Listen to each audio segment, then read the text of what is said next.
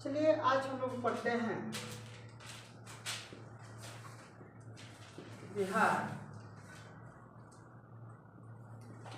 पंचायत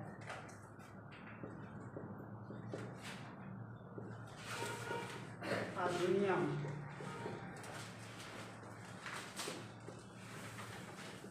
2006।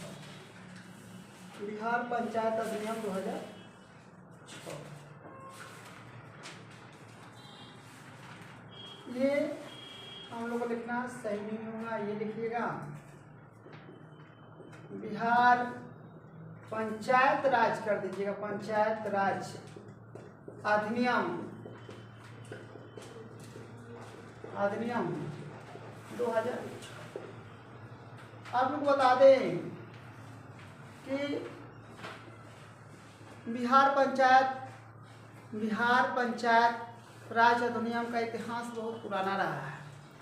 1947 से ही बिहार 1947 से ही बिहार पंचायत राज अधिनियम लागू किया गया था। पंचायत राज अधिनियम कब लागू किया गया था? 1947। इसका इतिहास बहुत पुराना रहा है। बताया जाता है कि समय समय पर इस अधिनियम का संशोधन होते रहा है। कुछ चीज़ को हटाया गया, किसी चीज़ को जोड़ा गया। वैसा चीज़ जो जनता के लिए, पंचायत के लिए कारीगर था उसको रखा गया, जोड़ा गया। जो पंचायत जनता के लिए कारीगर नहीं था उसको क्या कर दिया गया? हटा दिया गया। बताया जाता है सबसे पहले कि पंचायत का आप लोग ध्यान रखिएगा। पंचायत का गठन या पंचायत क्या है? पंचायत सबसे पहले ध्यान रखिएगा, पंचायत क्या है आप लोग को, या पंचायत का गठन कैसे होता है इसको भी हम आपको बताते हैं। सबसे पहले देखिए पंचायत क्या है। ग्रामीण इलाकों में यह एक संस्था बहुत ही महत्वपूर्ण है। ग्रामीण गाँवों के क्षेत्र में, ठीक है ना, गाँवों के क्षेत्र में या ग्रामीण क्षेत्र में ये संस्था बहुत महत्वपूर्ण है जो हम लोग को ग्राम पंचायत बनाया जाता है या पंचायत बनाया जाता है। कई गाँवों के समूह को हम लोग मिलाकर हम लोग क्या बनाते हैं? ग्राम पंचायत बनाते हैं। गाँवों के समूह को मिलाने पर, ठीक है ना, जो हम लोग कई समूह को मिलाने के बाद उसको हम क्या बोलते हैं? ग्राम पंचायत बोलते हैं। लगभग एक ग्राम पंचायत बनाने में उस क्षेत्र की आबादी, उस ग्राम पंचायत क्षेत्र की आबादी लगभग 7000 होनी चाहिए। कितनी होनी चाहिए? 7000 होनी चाहिए। चलिए हम आप लोगों को बता दें। ग्रामीण क्षेत्रों में ग्राम पंचायत संस्था बहुत महत्वपूर्ण है, क्योंकि इसी संस्था से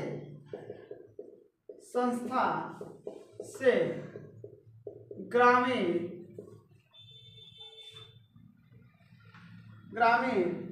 क्षेत्रों के जनता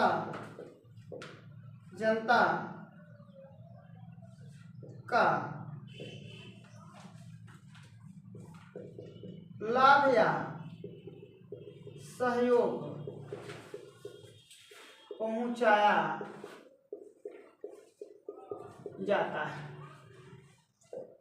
अब आप थोड़ा सा ध्यान रखिएगा, आप लोग को कम से कम इस बात पर ध्यान रखना है कि ये जो हम लोग को पंचायती राज संस्था है, इसी के जरिए हम लोग को ग्रामीण क्षेत्रों में क्या किया जाता है? उन लोग का लाभ या सहयोग पहुंचाया जाता है। एक ग्राम पंचायत में लगभग कितनी संख्या होती है? याद रखिएगा, कम से कम आप लोग ध्यान रखिएगा, एक ग्राम पंचायत बनाने के लिए, एक ग्राम पंचायत बनाने के लिए आप लोग ध्यान रखिएगा, ग्राम पंचायत, एक ग्राम पंचायत, एक ग्राम पंचायत क्षेत्र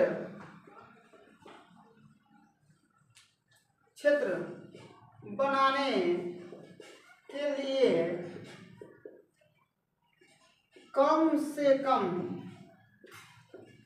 7,000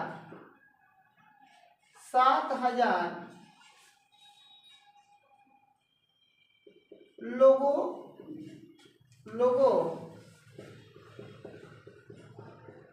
या जनसंख्या,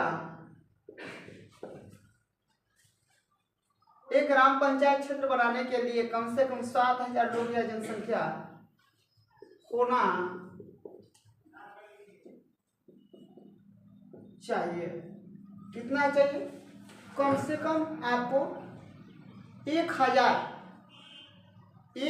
कम से 7,000 कम से कम जनसंख्या चाहिए। अगर 7,000 से अधिक हो जाएगा तो वह चलेगा, लेकिन 7,000 से कम होगा तो वह चलेगा नहीं। अब बिहार सरकार द्वारा इसका गठन कहाँ से होता है?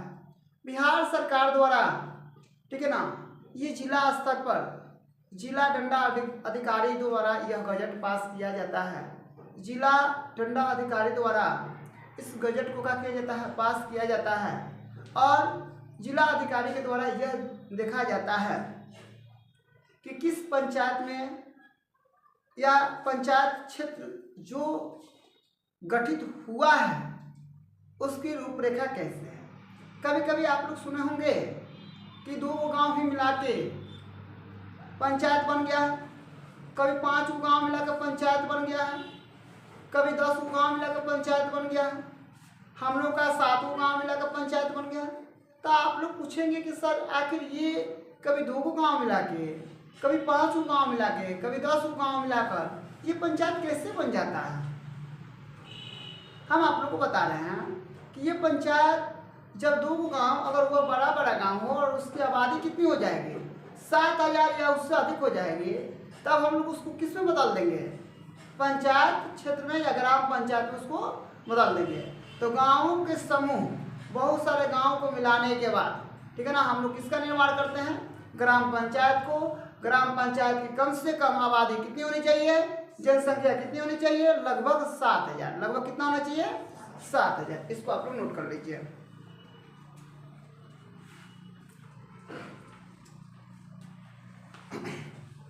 अब एक स्टेप आता है हम लोग को, स्याही नहीं लाए हो तो डाल दो। अब यहाँ पे होता है, स्याही किसी में भी नहीं है, ग्राम पंचायत का निर्वाचन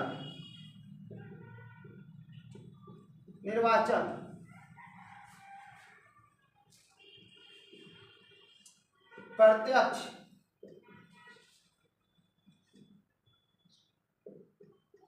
रूप से होता है।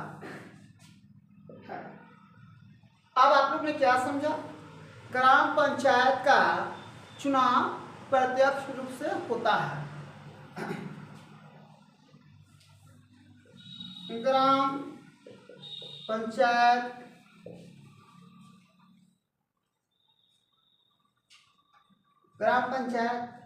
के प्रधान को मुखिया कहा जाता है। ग्राम पंचायत के हम लोग क्या बोलते हैं? ग्राम पंचायत जो निर्वाचन होके आते हैं उसको हम लोग क्या बोलते हैं? मुखिया कहते हैं। क्या बोलते हैं? मुखिया कहते हैं। तो आप लोग ये ध्यान रखिएगा, इसका प्रत्यक्ष चुनाव होता है, यानी मतलब इसमें हम लोग जनता द्वारा इसको क्या किया जाता है? चुना जाता है, ना कि इसको कोई अन्य द्वारा चुना जाता है। जैसे उप मुखिया का चुनाव होता है तो उप मुखिया का चुनाव प्रत्यक्ष रूप से नहीं होता है, अप्रत्यक्ष रूप से उसका चुनाव होना चाहिए, यह होता है। अब आप लोग इसको नोट करिए जल्दी से।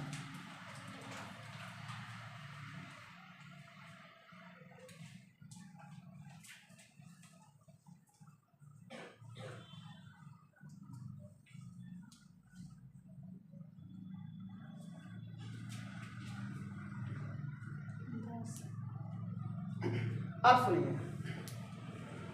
आप लोग याद रखिएगा, ग्राम पंचायत जो होता है, ग्राम पंचायत जो होता है, ध्यान रखिए, ग्राम पंचायत जो होता है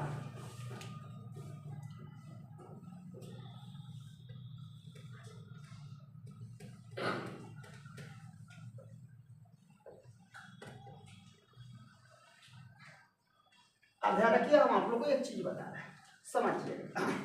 क्या बताएं हम? ग्राम पंचायत, ग्राम पंचायत में एक ग्राम पंचायत में लगभग कितना लोग होते हैं? 7,000 होते हैं। इसका प्रधान कौन होता है? मुखिया होता है। इसका प्रधान कौन होता है? मुखिया होता है। अब मुखिया और अन्य लोग मिलके ग्राम पंचायत को वार्ड में बांट देते हैं। किसमें बांट देते हैं? वार्ड में। और एक वार्ड कब बनता है? वार्ड कब बनता है? एक वार्ड कब बनता है?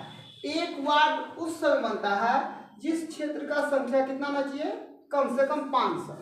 अगर 500 रहेगा तब हम लोग एक वार्ड बनाने के काम करते हैं। हो सकता है कि एगो गांव में 4 वार्ड हो जाए, हो सकता है कि एगो गांव में, तो लगभग यहाँ पे ध्यान रखिएगा, यहाँ पे एगो पंचायत में लगभग 7,000 है, तो इसे 5 से भाग कर दीजिएगा। 500 से 2 जीरो से 2 जीरो, 5 से कम कितना हो जाएगा?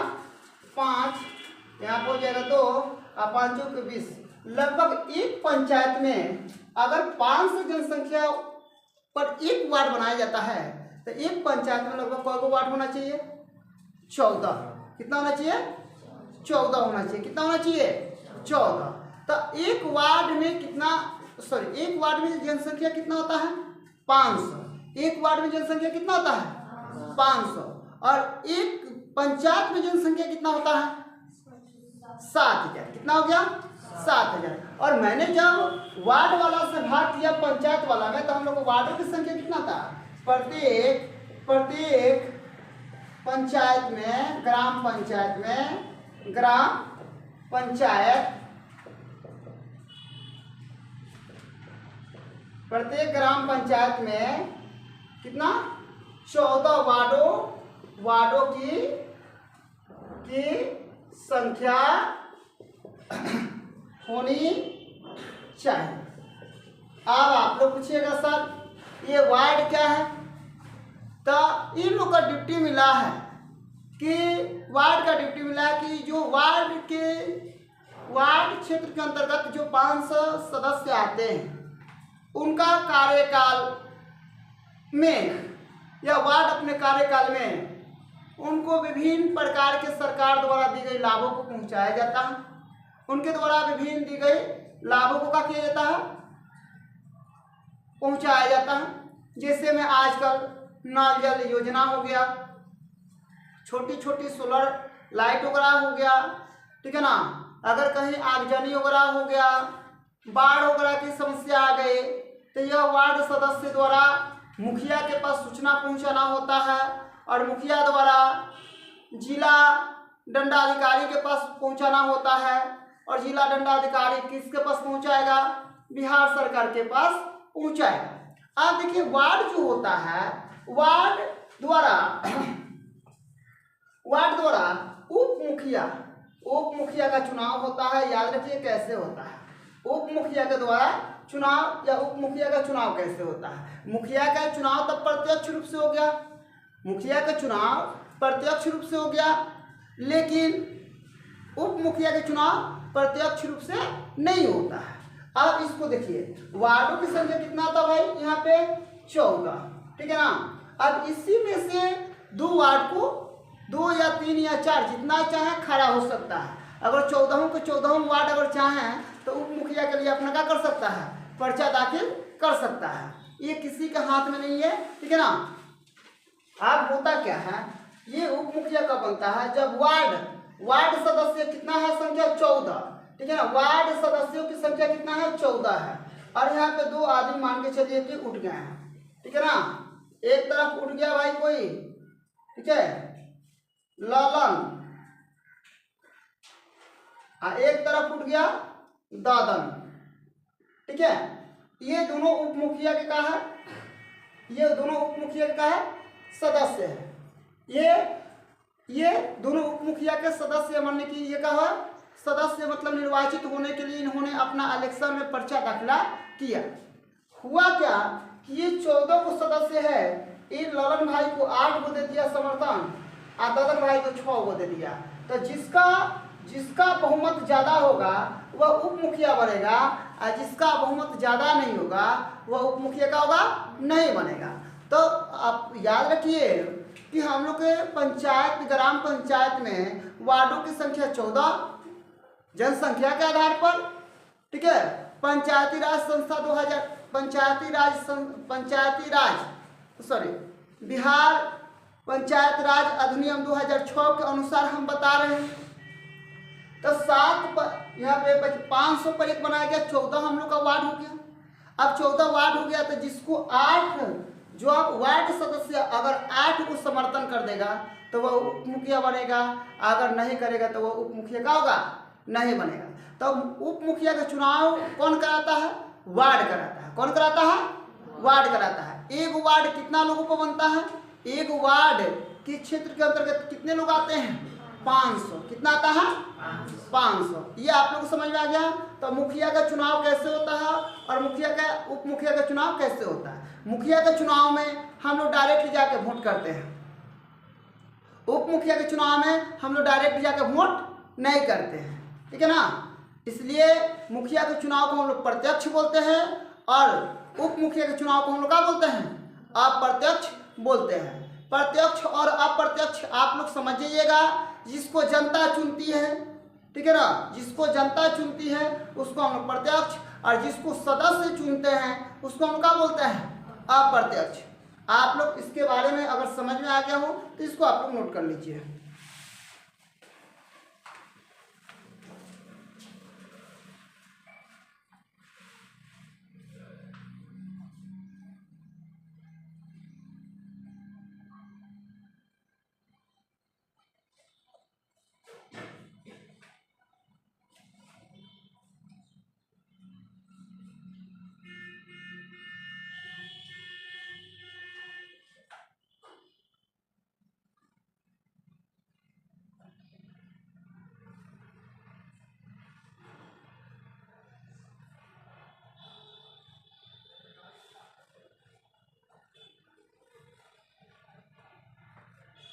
याद आप लोग एक और भी बात आप लोग क्लियर कर लीजिएगा, ठीक है ना।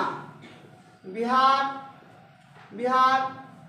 पंचायत राज अधिनियम 2006, बिहार पंचायत राज अधिनियम 6 के द्वारा ग्राम पंचायतों में या